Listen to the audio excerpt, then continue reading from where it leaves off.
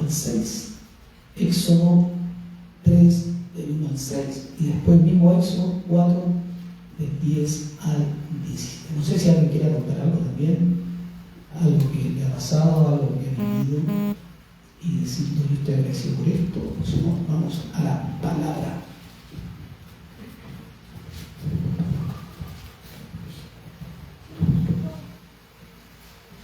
¿Quién dijo yo? Ah, yo. Ya, vamos. Estamos en la transmisión ya en vivo. Ya no importa, vamos a ver. Bueno, el Señor es, como es bueno, hermoso, maravilloso, sanador. Porque todo el examen que había hecho, según la doctora, podía tener un pequeño cáncer que la traje porque estaba demasiado afectada. Hicieron esa cosa de la resonancia. Y sale que gloria a Dios. Que no es, pero una pequeña persona, pero yo creo que eso quedó cuando tuve el problema con él. Así que me dijo que tenía que ver un médico para que diera todo el examen.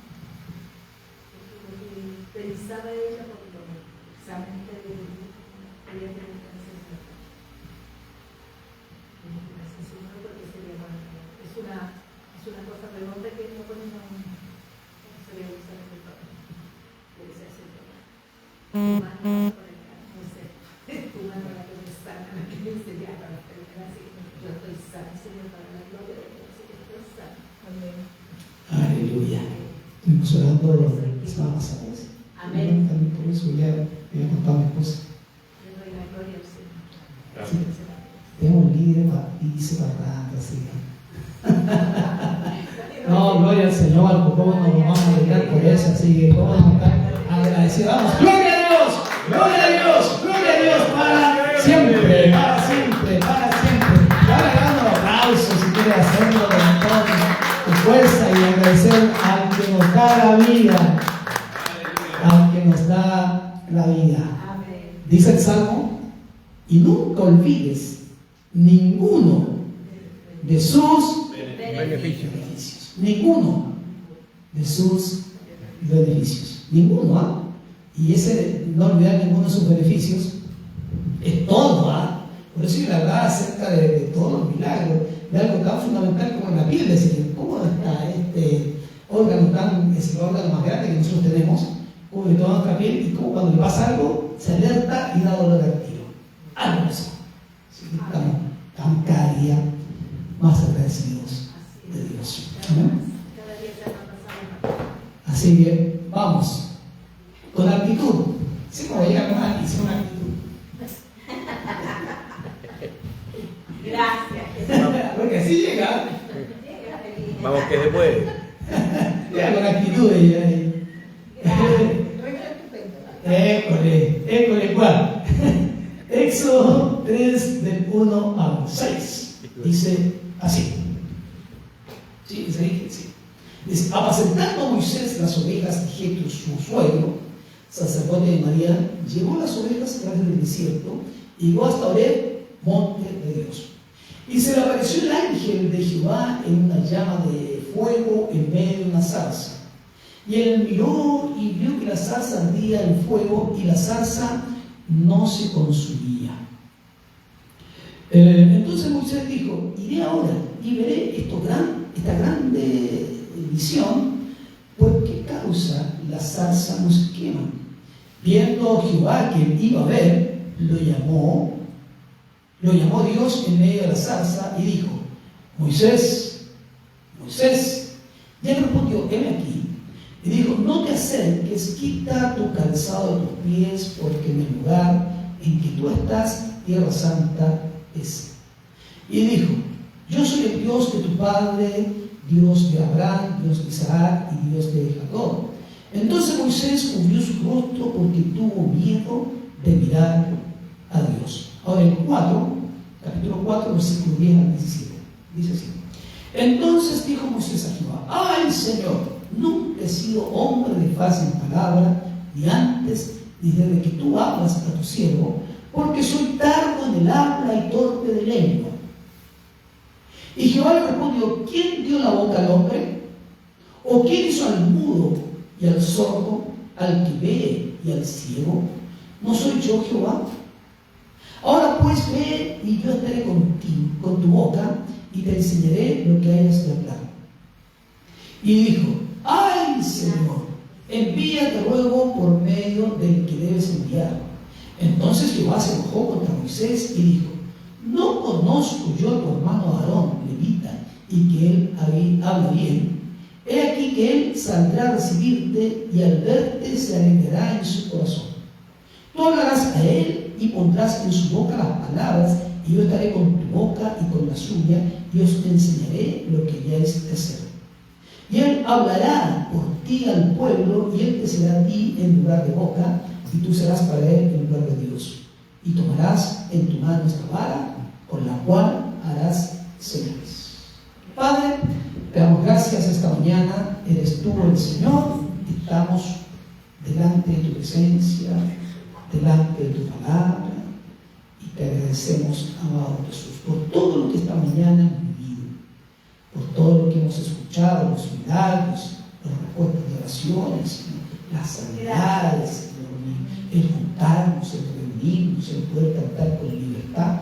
Por todo te agradecemos, Jesús, por vernos de nuevo, abrazarnos de nuevo, saludarnos de nuevo. Te agradecemos. Esta mañana, Señor, nos ponemos a tus pies para que tú nos hables. Tú eres el Maestro, nosotros los discípulos, y te bendecimos en el nombre del Señor. Amén. Puse como título a este mensaje: Dios no llama a hombres perfectos, sino que los llama para perfeccionarlos. Amén. ¿Ya? Así es como opera el Señor. Y quiero partir con la siguiente frase: Dios no llama a los cualificados o los calificados, sino que Él nos califica a los llamados. También es otra. Ahora, uno se sorprende, no sé si usted se sorprende, ¿ya? Se sorprende cómo se mueve Dios, cómo se mueve Dios, ¿ya? De la forma como Él actúa, de la forma como Él llama a quien quiere, ¿ya? Porque el Señor llama a quien quiere, no es un asunto de nosotros, es un asunto de Dios. Dios es el que está en esta empresa, Dios es el que está detrás, es el gerente general, y Él es el que manda. Ahora, hay un premio Nobel de la Paz en 1964 que fue Martin Luther King. Todos hemos escuchado, yo me leí la biografía de él, espectacular. En una oportunidad me leí la biografía de él, de este Martin Luther King, que de alguna forma, de alguna manera, he visto películas, salen de alguna forma frases todavía que quedan por ahí, y que de alguna forma es un hombre que influyó en un movimiento. Este Martin Luther King, este gran activista de raza negra, ¿ya? En Estados Unidos, pastor de una iglesia bautista, y luchó, ¿ya? Para poner fin a la segregación, ¿ya? Y a la no discriminación racial, y a través de medios no violentos, ¿ya? Y que de alguna forma, en un tiempo tan difícil y tan complejo, él levantarse, ¿ya? Y poder de alguna forma, con estos medios no violentos, tratar de que esta segregación o esta discriminación no fuese tan grande.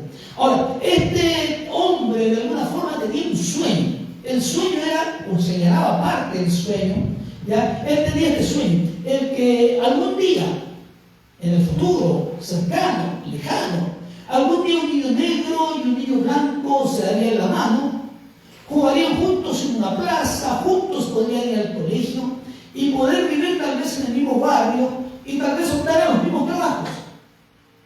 Algo que tal vez es imposible, pero que en definitiva con el tiempo, aunque todavía hay unos grupos racistas, pero con el tiempo se dio.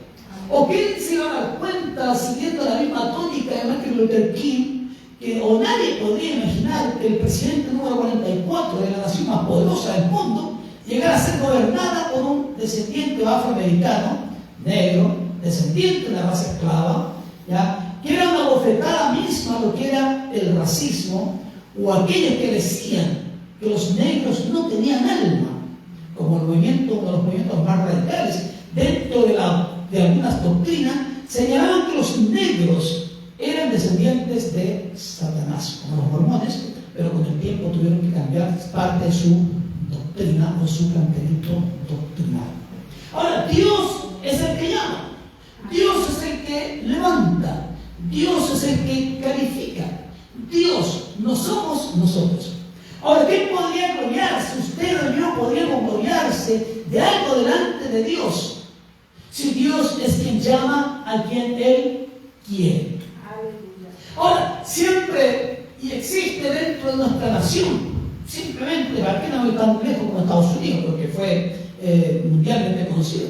Pero siempre existe este asunto de segregación, este asunto donde naciste, este asunto de qué familia vienes, este asunto de dónde vives, en qué población, en qué comuna, en qué lugar. Siempre ha existido. Que realmente es una tontera, o sea, realmente es una tontera. Ahora, ¿qué pasa? ¿Por qué leemos esto? Porque Israel no era una nación tampoco, no era una nación. Era un pequeño grupo familiar que nunca ellos debían olvidarse de dónde Dios los había sacado, de dónde Dios los había rescatado. Ellos cuando tienen que cruzar el río Jordán, cuando llegan a tomar la tierra por posesión, Dios les da una orden y les dice, cuando crucen el Jordán, tienen que tomar 12 piedras y levanten un monolito aquí, y para cuando sus hijos les pregunten por qué estaban eso, ellos tienen que decirle, esclavos fuimos. Y Dios nos trajo una tierra prometida, una tierra donde fluye leche y miel. Ahora, también me llama la atención lo que dice Deuteronomio 26:5, cuando ellos tienen que recordar, y recordar de qué forma un arameo a punto de perecer fue mi padre. Y ellos tienen que decir, esto era yo, no debemos olvidarnos cuáles son nuestros orígenes, de dónde nosotros venimos. Usted y yo, de las poblaciones donde vivimos, quiénes fueron nuestros padres, nuestros abuelos, nuestros bisabuelos, nuestros tatarabuelos, ¿de dónde venían? ¿Quiénes fueron? ¿De dónde fueron? Muchos nuestros padres eran jardineros, eran trabajadores de fábrica, eran vendedores. Eso eran todos nosotros, no somos de la alta alcurnia, sino que simplemente personas comunes y corrientes. Ahora, como decía Pablo, que no debemos tener más alto concepto de sí que el que se debe tener y pensar de sí con cordura. Siempre debemos pensar de sí con cordura. ¿Quiénes somos? Ahora, si bien es cierto, somos hijos de Dios, nosotros no nos creemos hijos de Dios, somos hijos de Dios, y caminar y tener esa postura de hijos de Dios. Ahora, pienso en por qué Dios, de alguna forma, siempre se vale de este tipo de personas. ¿Cuál es la razón? Y es la razón que tiene para que nosotros no nos gloriemos a nosotros mismos, que fue por nuestra propia fuerza, nuestro propio valor, nuestra propia sabiduría, nuestro propio conocimiento, todo lo que tal vez podríamos decir a Dios. Entonces, cada uno de nosotros debe pensar así con cordura. Ahora, me llama la atención cuando, y lo hemos compartido en otras oportunidades, cuando Samuel va a ungir al nuevo rey de Israel. Y ese nuevo rey de Israel no estaba dentro de los hijos preferidos de Isaí. Y tiene que llevarlo, y al llamar a David, al que tenía, que era el nuevo rey de Israel, ya, porque tiene que contarle, Isaí tiene su otro hijo. Y ese otro hijo era el postergado, que no estaba considerado dentro de la familia. Que hasta el mismo en el Salmo 51 dicen, en pecado yo mismo he sido concebido, así me concibió mi madre, porque algún concepto, y se lo compartí en otras oportunidades, dicen algunos estudiosos por ahí, que lo más probable es que David, por el concepto que tenía, su autoestima que tenía, la forma como él se relacionaba, que no era hijo del matrimonio, era extramatrimonial, por eso tampoco era considerado dentro de la familia. ¿Y por qué Dios tuvo que llamar a tal vez que estaba en la montaña y que no era considerado dentro de la familia núcleo, sino tal vez estaba fuera, dicen algunos? Pero ¿por qué Dios hace eso? ¿Cuál es la razón? Y siempre, no que me cuestione, pero siempre pienso, ¿cuál es la razón de que Dios mira esas cosas. Y Dios le responde a Samuel y le dice: Jehová no mira lo que mira el hombre, pues el hombre mira lo que está delante de sus ojos, pero el Señor mira el corazón. Eso es lo que mira Dios, el corazón. Ahora, Samuel tal vez se quedó medio confundido por la respuesta que Dios le había dado, pero aún así Dios llama, ¿verdad?, a ese que sabía cantarle a mi pastor: el Señor es mi pastor y nada me faltará, y en lugar de los pastos me hará descansar. Ese que sabía de alguna forma que a pesar de no tener nada, era feliz con su arpa o con su instrumento musical, pero que podía glorificar al Señor. Ahora, tal vez le ha pasado, tal vez me ha pasado, que nos han subestimado, o tal vez nos han menospreciado por nuestra apariencia, por nuestra condición económica, por nuestro nivel de formación o cualquier otro aspecto. Lo cierto es que, independientemente de la razón, es una experiencia de rechazo que puede generar en cada uno de nosotros sentimientos de derrota o tal vez sentimientos de frustración, y que fácilmente pueden arraigarse en el corazón, limitando muchas veces el logro de aquellos propósitos que se han planteado alcanzar. Ahora, yo he trabajado en muchas partes, ¿ya?, y trabajé en lugares que jamás pensé llegar. Yo una vez estaba trabajando en el Banco Estado y ahí conocí a varios personajes no de la farándula, sino personajes, hijos de diputados, de gente que llegaba como, bueno, eran abogados, estudiantes, y una vez me invitaron, uno que era sobrino del que tiene la catedral católica, no sé cómo se me olvidó el nombre que tiene el mayor que está ahí, de un cardenal, ¿ya? Y que la boda le iban a celebrar en la iglesia Sagrado Corazón y me invitó. Y dije: ¿qué voy a hacer yo en algo? Eran todos de alta alcurnia, todos muy famosos, pero famosos en ese sentido. Y al estar de compañero de trabajo a los Antigua, varios de ese nivel, que eran encumbrados, realmente eran muy encumbrados. Y dice: ¿pero qué razón? O sea, ¿por qué Dios de alguna forma nos pone o nos mete en círculos en los cuales uno se siente completamente como boroto en paila marina? Realmente, como boroto en paila marina. Y decía: yo viniendo de una población, nosotros vivíamos en una población que era La Faena, y de repente le cambiaron el nombre como Villa Lo Arrieta, y nosotros en vez de decir La Faena, decíamos Villa Lo Arrieta, porque se le daba la misma connotación, pero la Villa Lo Arrieta y La Faena tenían baños de óleo, y calles con tierra, eran todas de agua y todo lo demás, pero nosotros eso nos levantaba un poco el estatus. Entonces decíamos que vivíamos en Villa La Faena, nomás, o sea, Villa La Arrieta, para no decir La Faena, y no mencionamos que al otro lado estaba La Hormiga, ya, porque La Hormiga era más mala que La Faena, que Villa La Arrieta, era un poco más mala, entonces eso nos daba un poco más de estatus, y decía: pero para dónde queda, para el lado de Ñuñoa, decíamos, porque ya no estaba dividido con Peñalolén, decíamos, para el lado de Ñuñoa nomás, decíamos Ñuñoa nomás, nada más, nos decíamos para qué lado, pero muchas veces también nos dejaban a 10 cuadras, y en 10 cuadras teníamos que caminar en medio de la tierra, en medio del barro y todo lo demás, pero eso nos daba un poco más de estatus. Pero ¿cuántas veces por buscar trabajo, decir que vivíamos en La Faena, no nos daban trabajo? ¿Por qué? Porque era una población marginal. Ahora, todas esas cosas, de alguna forma, y porque Pablo decía que nos debemos tener un más alto concepto de sí, uno tiene que llegar con lo que es, como es, de la misma forma ante todas las personas. No aparentar algo que no somos, porque un día se descubrirá lo que somos realmente, y eso será peor. Yo en una oportunidad llegué a mi hija, ya estaba más chica, tenía como 10 años creo, donde ahí, a La Faena. Hija, ¿sabes qué te va a llevar? Allá donde vivía yo. Acá dijo: papi, aquí vivía él.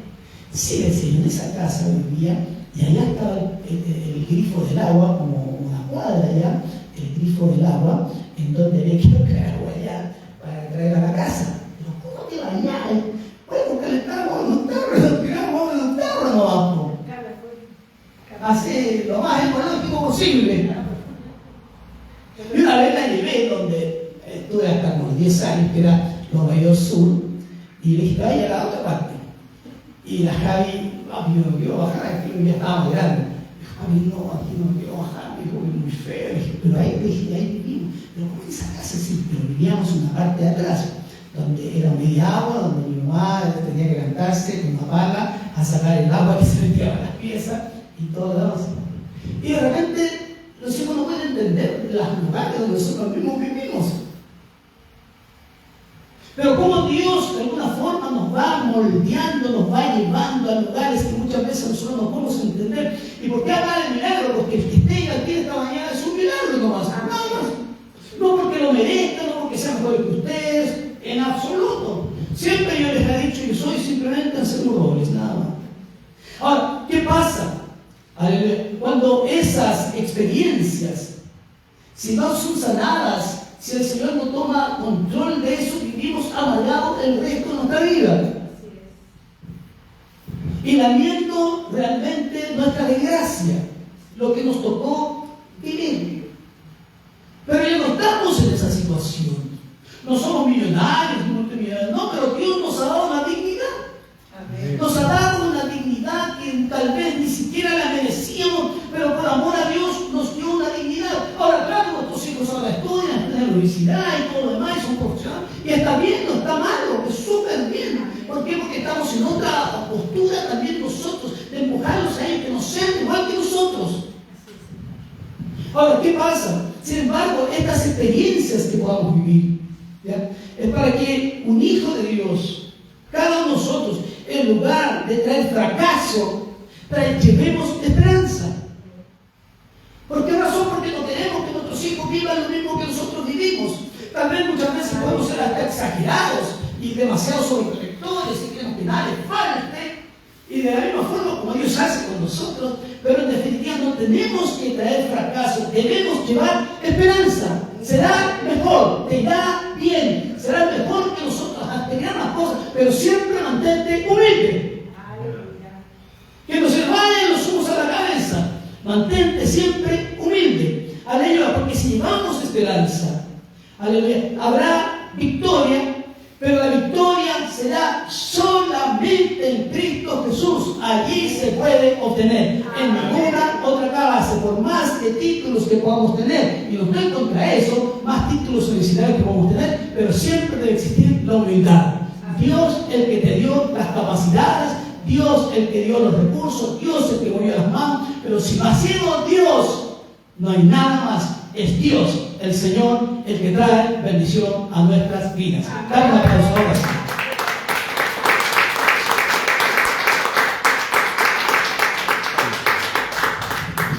Pablo, el apóstol, me llama la atención lo que dice el apóstol. Ahí en 1 Corintios 6, 26, 29. Cuando él señala y dice, mirad pues, hermanos, mirad pues, hermanos, vuestra vocación, que no sois muchos sabios, según la carne, ni muchos poderosos, ni muchos nobles. Aquí somos todos comunes y corrientes, ¿no? Como mi progenitor, mi papá, que se ríe los niños cuando yo le cuento. ¿Ya? Él decía, y se lo he contado otra vez a ustedes, pero me acuerdo ahora, ¿ya? Él decía, que él se llamaba así. ¿Y por qué se llama así? Porque él trabajó con gente, ¿ya? Con gente que tenía plata, ¿ya? Él era como un mayordomo, como el que cuidaba, como el que iba a comprar, como el que limpiaba la casa, como todas esas cosas. Y él decía que se llamaba Juan Antonio Robles Ponce, está ahí en el nombre de él. Pero él se movía para pagarle el color porque donde trabajó era los más que iba a plata y trabajaba con esa gente, trabajaba, una gente encumbrada. Y él decía, no, que él se llamaba Ignacio, que se llamaba Juan Antonio Robles Ponce, donde la la vieja del Señor. Y nosotros nos reíamos cuando los chicos decían, ¿cuál vieja? ¿Cuál Ponce León? Y si soy Ponce, está ahí no. Entonces, Pablo decía aquí, entre nosotros no hay nobles. Usted no anda pensando de qué familia será. ¿Será la familia de los que viven allá en, no sé, en Curicó? Que así la gente. ¿Tú eres de los de Curicó? ¿No le ha pasado una vez que me han preguntado? ¿Tú eres de los Curicó? ¿De dónde eres? ¿Tú eres de San Fernando? ¿De dónde eres? No, yo soy de Santiago, nací de Pablo Loco nomás. ¿Por qué eso casi de Pablo Loco? Y casi, parece, lo seguro que me contan, casi nada, todavía en un auto que justo se terminaba para que llegara mi mamá al hospital, no, si no había que hacer la casa, ¿sabes? Pablo Loco, algo así. No hay sabios aquí, no hay nobles tampoco, ninguno de nosotros. Ahora dice el 27, sino que los necios del mundo escogió Dios. ¿Para qué? ¿Para qué escoge eso el Señor? Aquel hombre que nació, no sé, con la población tanto, que viene del lugar tanto, que viene de padres, trabajadores, obreros, que viene de eso. ¿Para qué? Dice, para avergonzar, dice, ¿a quiénes? A los sabios. Y lo débil del mundo escogió Dios, ¿para qué? Para avergonzar a los fuertes.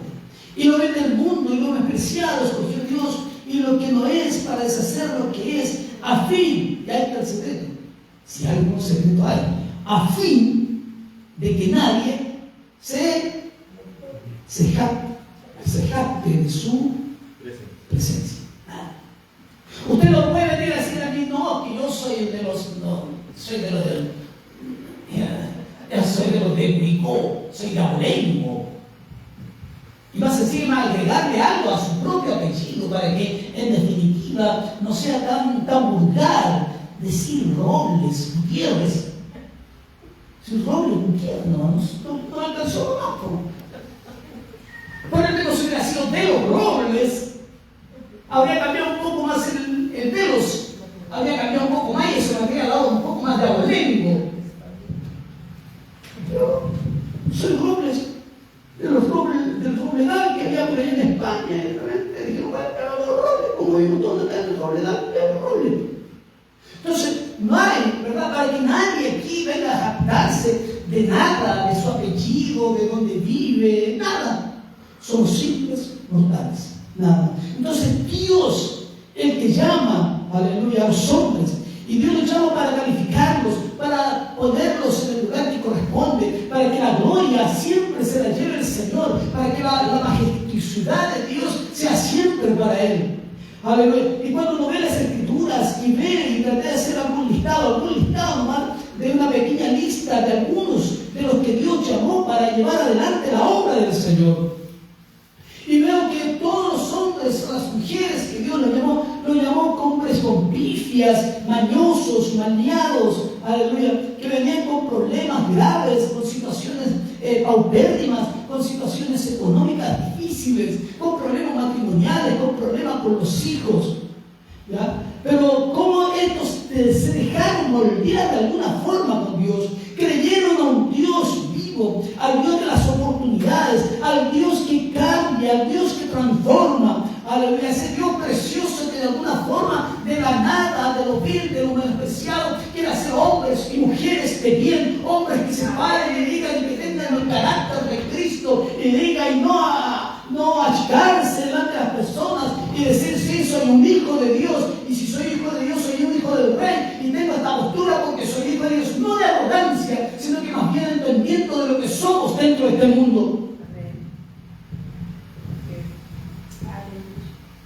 Cuando trabajé en el banco, trabajé en una oficina por allá por Rancagua, con el subgerente, el subfiscal, el subjefe su abogado, el abogado regional, ese era el abogado regional. Y tenía que llamar a diferentes personas. El abogado me decía, oye, llámate a, no sé, al subgerente tanto, llámate al gerente de Santiago. Y yo llamaba, siempre contestaba a las secretarias. Y las secretarias son muy especiales, esas secretarias encumbradas. Sí, ¿no? ¿Cómo están? Sí, pero me llaman así. Y me da como risa. Y le decía, oye, me dice, ¿con qué hablo? Y yo le decía, Bueno, tú hablas con Anselmo Robles, decía. Claro, que estaba trabajando en la oficina ahí de la unidad regional de la sexta región. Entonces la gente que ponerle cuerpo. Le decía, oye, ya que yo Anselmo Robles, no. Le decía, oye, sí, y si me tutean, yo diría activo. Oye, le decía, ¿tú quién eres el secretario de tanto? Dice, oye, es que yo soy el secretario de la obra regional, así que necesito por favor que me lo comunicar. Así le decía, quiero hablar por favor con el agente de tanto, quiero hablar con mi jefe, así que por favor comunícame. Ay, cuando salían, porque ahí uno tiene que echar los carros encima, si no le voy a la mano encima. Y lo peor, cuando estoy trabajando acá en Fiscalía, el banco de acá en el central, también trabajé con un subjefe. Y ahí hay que llamar a las secretarias de los gerentes. Y esas son más encumbradas todavía. Eso es lo que el otro eran aquí, no, están en gerentes. Y me decía, oye, Anselmo, por favor, llámame a, no sé, quiero hablar con el gerente, no sé, de recursos humanos, de adquisición, tantas cuestiones que hay ahí, que no me acuerdo. Y esas sí eran encumbradas. Porque respondiendo sí por la oficina del gerente de San Martito. Y decía, hola, sí, tú hablas con Anselmo Robles, y necesito que me comuniques porque mi jefe era la contata. Ya activas. Entonces, decía, las costillas. Ahora, yo no que quisiese echar lo que yo donde trabajaba, era porque de alguna forma yo me ponía en el lugar que debía estar nomás. Pero el lugar que debía estar lo puso Dios. Yo no tuve ninguna capacidad estudiantil, ninguna capacidad de nada. Yo soy un autodidacta en toda esta cosa, pero Dios me llevó a esos lugares que jamás pensé que podía estar. Nunca pensé que podía estar. ¿Y por qué? Porque es Dios el que nos califica. Es Dios el que nos lleva a lugares que nosotros jamás podíamos pensar que podíamos estar. ¿Y por qué traía esta lista? A propósito, ¿por qué traía esta lista? ¿Por qué Dios, aleluya, de alguna forma busca a estas personas?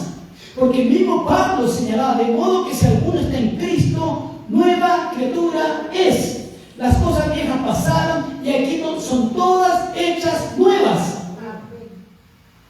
Yo no iba a decir, ¿sabes que yo vengo de la faena, de por allá, una población donde teníamos que ir a buscar agua a la esquina del grifo para poder bañarnos? Yo no me olvidaba de eso.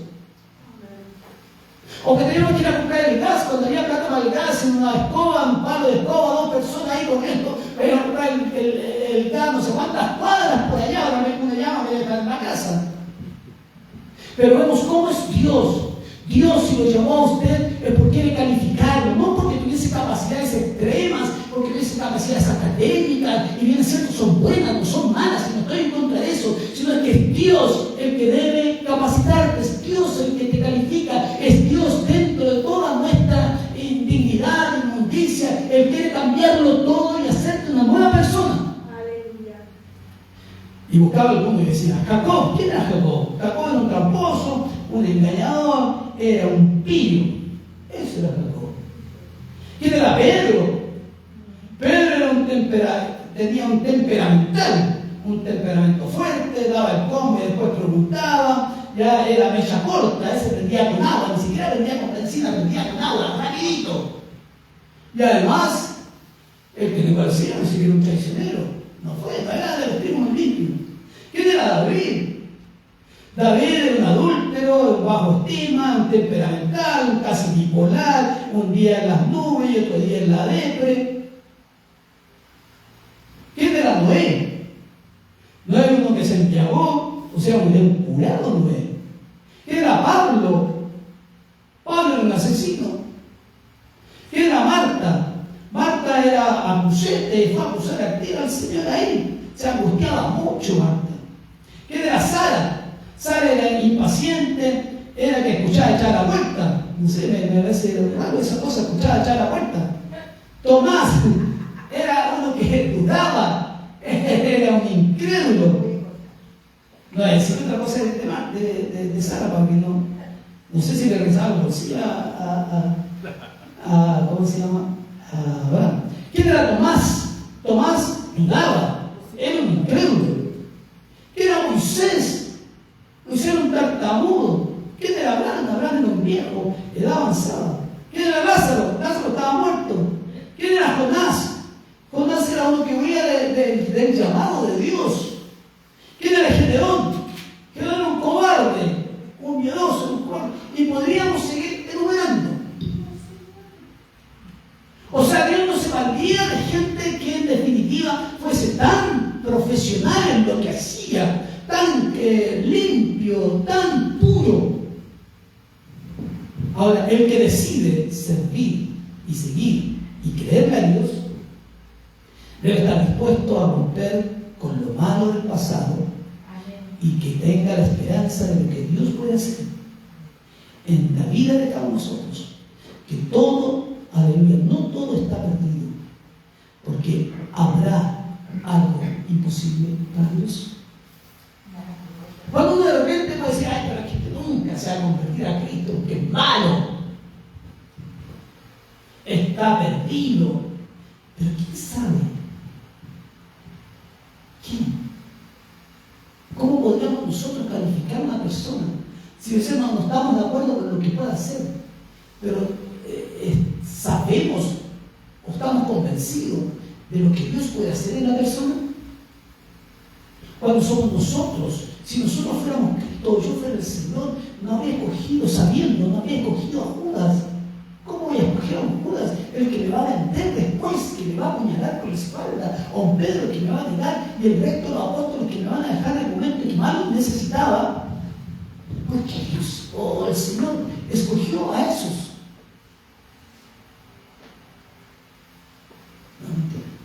Ahora, si nosotros volvemos al pasaje que leíamos y vemos cómo Dios, aún sabiendo de la forma milagrosa cómo escapó Moisés, pero ¿cuáles fueron las primeras cosas que Moisés empezó a poner delante de la presencia del Señor cuando Dios lo llama? Empezaron inmediatamente las excusas.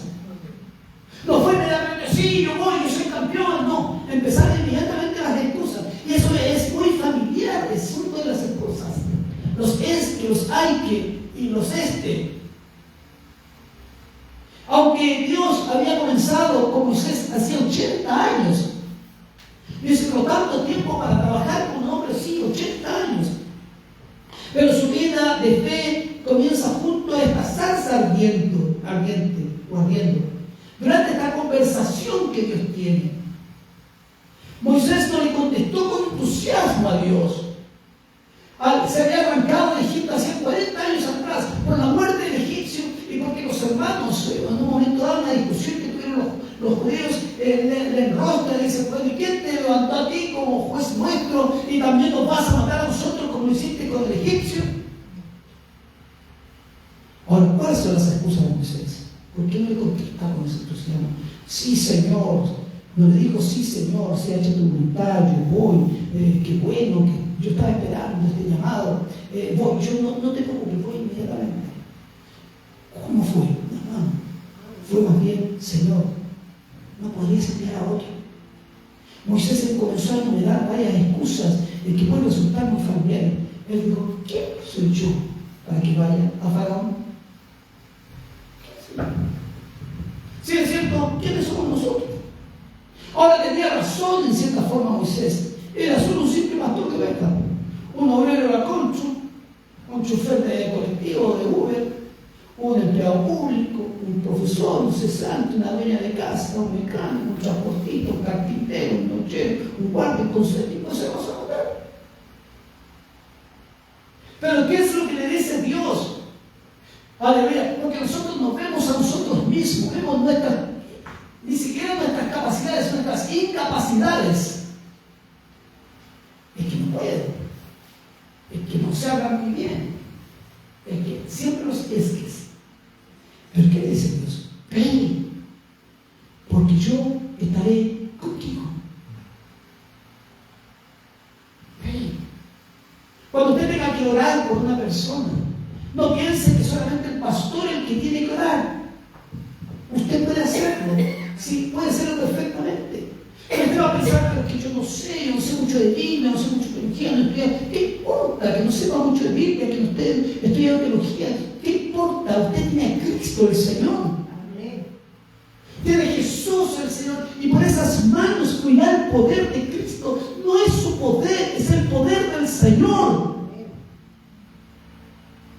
El Señor le dice, ve. Y muchas veces escucha la voz del Señor y si no quiere escuchar la voz de Dios, lee la Escritura y la Escritura le va a decir exactamente lo mismo. Ve, porque yo estoy contigo. Si fuéramos un poco más agresivos en el buen sentido de la palabra, si fuésemos un poco más audaces en de orar por los enfermos, usted solo allí, donde vaya y ore y diga o dígale a la gente, puedo orar por ti, déjame orar, tómale las manos, y si no quiere tomarle las manos, póngale la mano del hombro, y si no quiere ponerle la mano del hombro, déjelo de lejito nomás, pero ore, porque la palabra es, ve, porque yo estaré contigo. Sucederían más cosas todavía. Contaríamos más milagros todavía esta vez. Aleluya. Dios no solo le prometió su mismísima presencia, sino que también le dio la seguridad de que su misión sería exitosa. ¿No dice el Señor, yo estaré contigo todos los días, hasta el fin del mundo? Pero ¿cuánto lo creemos? ¿Cuánto lo ponemos en práctica? Ahora, si eso es suficiente para ver la gloria del Señor, no es con ejércitos, no es con la espada, sino con su Santo Espíritu. Si puede no estar en nosotros, puede estar en Cristo. Yo no sano a nadie cuando soy curandero, y el Señor tampoco curandero. El Señor es sanador, que es diferente. Segunda excusa. He aquí, le dijo Moisés, he aquí que ellos no me creerán, ni verán mi voz. Dios le había dicho que estaría con él.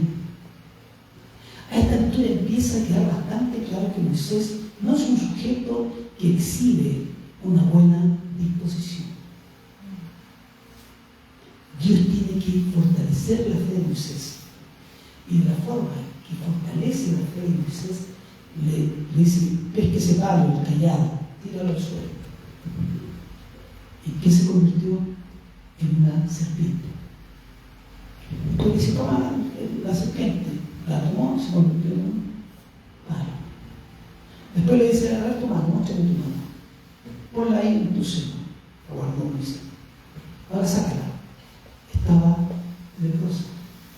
Pero y quedó. Ahora, Dios tiene que fortalecer la fe de Moisés. Y tiene que hacerlo de esta forma para que pueda creer. Y dice, ¿por qué somos tan duros de cabeza? Porque Dios tiene que. Y veo la paciencia de Dios. Estamos hablando con Dios. Dios es el que está tratando con nosotros. Dios es el que está tratando con ustedes, está tratando conmigo todo el tiempo. Y cuando veo, me acuerdo de Gedeón, ¿se acuerdan de Gedeón? Y Dios le dice, estaban todos los madianitas, venían, le robaban todo, y están todos asustados, todos escondidos. Los hombres de Dios, todos escondidos, todos asustados, y Dios llega a la casa de Gedeón. ¿Y cómo lo trata Dios? ¿Cómo lo ve Dios? Varón, esforzado y valiente. Es todo lo contrario lo que estaban viendo de él. Claro, le dijo, ¿a quién estáis hablando? No sé a quién estáis hablando. ¿Seré yo, Señor? Eres yo tú. Pero ¿cómo estaba Gedeón? Asustado, miedoso, y lo que menos era valiente porque era un cobarde. Era un cobarde. Y este Gedeón le pide pruebas a Dios, y veo la paciencia de Dios. Dice, a ver, ahí está el jueces, por si lo buscan después, jueces 6, 12, 27, 36 al 40. Y le pone la prueba del vellón. Y pone una prueba del vellón. Señor, a ver, si eres tú, quiero una prueba. Y dice, está buena, ya está la prueba. Mira, voy a poner un vellón. Si el vellón la mañana amanece seco y alrededor amanece mojado, voy a creer que esto. Y Dios lo hace. Yo no sé. Dios tiene más paciencia que nosotros. Porque si fuéramos nosotros dos, tío, te creemos, te creímos. Y después lo hace, y dice, pero dame otro. otro milagro, otra prueba. Alrededor. Si el vellón ahora aparece mojado y alrededor seco, entonces te creo. ¿Y qué hace Dios? Se enojó, se molestó, lo hace otra vez. Entonces alrededor en la mañana amaneció todo seco por el lado y el vellón lo estrujó y salió mojado. Las excusas, el querer probar a Dios. Y va la tercera y le dice Moisés a Dios: al Señor, nunca he sido hombre de fácil palabra, ni antes, ni desde que tú hablas a tu siervo, porque soltar con el habla y todo con la lengua. Y ahí, ¿qué presenta o qué va a representar este Moisés? Desconfianza es lo que presenta Moisés. Y Dios tiene que decirle: pero ¿sabes tú quién hizo la lengua o el habla? ¿Saben quién tú hizo al sordo, al mudo, al que ve, al que camina y todo lo más que camina? Bueno, pero el que hace más, ¿sabes tú acerca de eso? Dios le había prometido su compañía, le había asegurado el éxito, le había manifestado su poder, pero Moisés manifiesta abiertamente su renuencia. Es esa actitud del que está poco dispuesto a hacer lo que le dice o lo que le manda. No estaba dispuesto Moisés a hacerlo. No estaba dispuesto. Ahora, cuando rehusamos unirnos a Dios, a su obra, mostrar nuestra desconfianza en su habilidad de actuar en nosotros, ¿cuántas veces nosotros dudamos, creemos que Dios no lo puede hacer? O estar poco dispuestos a hacer. La palabra de Dios está llena de promesas y seguridad de su presencia y de su capacidad de obrar dentro de nosotros. Debemos aprender a tomar de la palabra de Dios entonces. Y es lo que yo decía adelante, cuando estamos dispuestos, aleluya, a enfrentarnos a una persona enferma y a preguntarle: ¿quieres que ore por ti? Y usted va a pensar: pero es que no soy el pastor, es que no soy el líder, es que aquí y allá podemos muchas veces dudar, pero Dios no nos dijo un grupo de personas selecto: estaré contigo todos los días de tu vida. Nos dice a la iglesia en forma general, en forma global, en forma general, nos dice a la iglesia que sí, cada uno de nosotros tiene la presencia del Señor. Seguramente usted y en mí ha habido momentos en los que uno le ha preguntado: ¿por qué me asignaste esta tarea? Yo al principio siempre me preguntaba y le decía al Señor: ¿por qué hay tantas otras personas que tienen las mejores capacidades, no las debilidades que yo tengo? Y que son mucho mejor que yo mismo, y habrá mucho mejor que ustedes mismos también. Pero es Dios el que escoge, es Dios el que te escoge. Aleluya. Y ahí tiene que venir la palabra: bástate mi gracia. Bástate mi gracia, porque mi poder se perfecciona en tu debilidad. Si nos sentimos débiles, limitados o inadecuados, somos el mejor material por medio del cual el poder de Dios puede manifestarse y actuar. Me llama la atención de algunos estados de personas en Instagram y de hermanos, y ponen ministro de alabanza, salmista, y yo pienso aquí, porque cuando veo el trasfondo de eso, no soy ni ministro de alabanza ni salmista, porque si va a un culto con la garganta, la claridad, de conocer y todo, aquí pone ese título.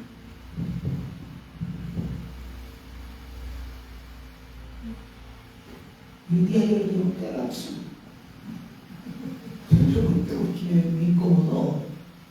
Dije: pero es tan así ministro de alabanza, que yo estudié emocional, pero el ministro de alabanza no debe ser el ministro de alabanza. el que tenga la capacidad de llevar el grupo y estar dispuesto cuando hay 20, cuando hay miles, cuando hay 2, cuando hay 5. Es el ministro de la alabanza, el que ministra la alabanza. Pero no puede ministrar con la garganta, con un piano. Entonces saca eso de ahí. O el salmista, entonces hay además salmista y compositor. Ahí me acordé de otra cosa. Y compositor. ¿Y mire, ¿le he compuesto algo? No. Entonces, ¿para qué pones? Eso te da estatus, ¿qué te da? No, yo siempre soy ese problema, no. Y no es que tenga el otro concepto, el bajo concepto, sino que no tiene que pensar de sí con cordura, no. Lo que es, no. Entonces, cuando la gente se trata de exaltar, con exaltar, ¿ya? Levantar, tener un concepto más alto pensando que por eso. Ahora, quiere decir el Señor, basta solamente mi gracia. Solamente mi gracia. Porque mi poder se perfecciona en tu debilidad. No es usted, no soy yo, es Cristo el que está en nosotros. Es Cristo el que pone palabras en nosotros. Es Cristo el que pone el poder en nosotros. Es Cristo el que da las ganas, el anhelo, el que si vas a hablar con las personas, Dios es el que se va a mover. Haz lo que nosotros tenemos que hacer lo que debemos hacer. Si nos sentimos débiles, si nos sentimos débiles, limitados o inadecuados, somos el mejor material por medio del cual el poder de Dios puede manifestarse y actuar. Ese es el material que le gusta a Dios. Todo esto no intenta insinuar que Dios quiere mantenernos bajo el pulgar como débiles mortales. Dios quiere que la gente crezca, que se desarrolle en plena potencialidad. No es porque usted tiene tantas capacidades, y es bueno tener capacidad, no estoy diciendo lo contrario. Pero es bueno. Y ustedes pueden verme acá, y yo soy una persona pero más nerviosa con la gente, así cuando bajo acá, cuando tengo con otras personas, yo soy súper pencho. Yo no soy así que lleva aquí nada, yo soy súper pencho. Yo voy a un lugar y me siento ahí, estoy todo el rato ahí sentado, no me paro. Ay, no. Es Dios el que nos capacita para poder hacer la obra del Señor. El Señor que desea que tengamos confianza. Es el Señor que desea que desarrollemos una sana autoestima. Es el Señor el que quiere que usted crea que el Señor está con usted. No nos miremos nuestras debilidades, porque esas debilidades tienen que ser transformadas en el poder de Dios, tienen que ser transformadas en el poder de Cristo. Tienen que ser cambiadas completamente, aleluya, para la gloria de Dios. No es para su gloria, es para la gloria de Dios. Sin embargo, en lugar de que nuestra confianza, nuestros sentimientos de autovalorización provengan de cosas o de personas, los sentimientos de que valemos surgen como resultado de nuestra relación con Dios. Yo no valgo más, aleluya, porque me pongo que soy ministro de alabanza, si ni siquiera soy ministro de alabanza. No vale más porque yo me ponga que soy obispo, o ministro de no sé qué cosa, o ministro de los ángeles, o apóstol, o profeta, y todo lo demás. No valgo más. A los cuales son nuestras excusas. El trabajo, los niños, la distancia, la plata, la lejanía, el frío, el calor, tengo lo básico, y empezamos, ¿sí se arranca? Y es algo repetitivo, que lo he escuchado por años, y lo he escuchado por años, y lo he escuchado por años, y que trabajo toda la semana, y que tengo que trabajar el domingo, y que hacer lunes, y ponemos tantas excusas. Y siempre pienso, ¿qué dirá Dios? ¿Cómo Dios mirará de arriba?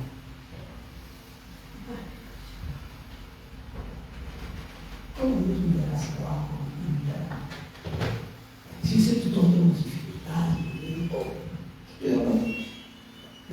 Dios nos humillará. ¿Cómo nos presentaremos un día delante del Señor?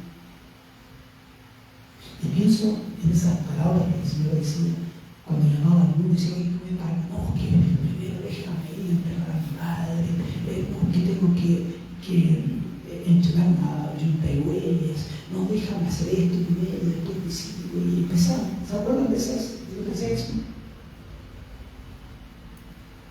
Ahora como conclusión, si Dios estuviese buscando criaturas perfectas para que se unan a Él en su obra, podría hacerlo con los ángeles. Perfectamente.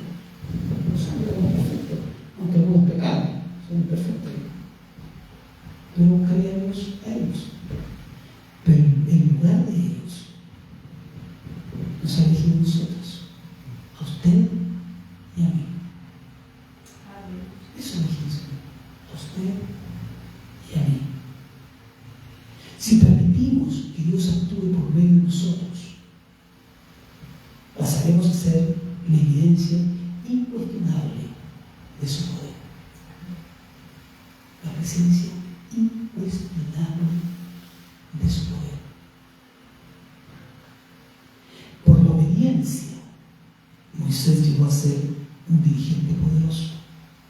Tan poderoso como para cambiar el curso de la historia. Y ahora lo más importante, Moisés iba a ser un poderoso hombre de fe. Y si iba a ser un poderoso hombre de fe, Dios lo consideró su amigo. Ahora, ¿cuántos de nosotros quisiéramos que Dios lo considerara su amigo? Que Dios diga, este es mi amigo, este es mi compañero. Moisés puso todas las excusas posibles, todas, hasta yo digo, bueno, ya, si no quieres hablar, yo te voy a poner a Aarón por vocero. Pero yo creo que tú lo hagas, no por tus capacidades, sino por lo que yo puedo hacer en ti. Y cuando nosotros miramos al espejo, miramos todos nuestros defectos, ¿no es cierto? Miramos que están saliendo arrugas aquí, empezamos a iluminar acá, que estoy más pegado, que estoy más carnoso, que empieza a salir parejo perrito ahora, sin corregir. Pero Dios no mira eso. Dios lo que mira es lo que puede hacer en ti. Ahora lo que Dios quiere es que siempre estemos dispuestos a lo que Dios quiere hacer parte de Dios. Cuando nos atrevemos, Dios puede obrar. Pónganse de